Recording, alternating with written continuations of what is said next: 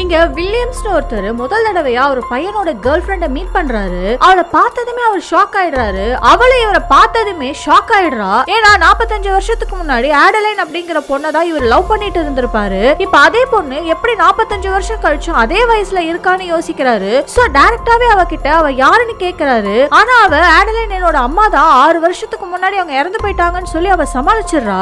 ஆனா அவளோட கையில இருக்க தழும்ப பார்த்ததுமே இவதான் அவளோட கேர்ள் ஃபிரெண்ட் அவர் கன்ஃபார்ம் பண்ணிடுறாரு. இப்ப இவர் கண்டுபிடிச்சிட்டு தெரிஞ்சதுமே உடனே சொல்லாம கொல்லிக்காம அங்கிருந்து ஓடி போயிடுறா. ஆக்சுவலா என்ன நடந்திருக்கும்னா, இவ வயசு இப்போ 100க்கு மேல இருக்கும். இவளுக்கு அப்பவே கல்யாணம் ஆகி ஹஸ்பண்ட் இறந்து போயிடுறாரு. ஆனா இவளுக்கு ஒரு பொண்ணு இருக்கு.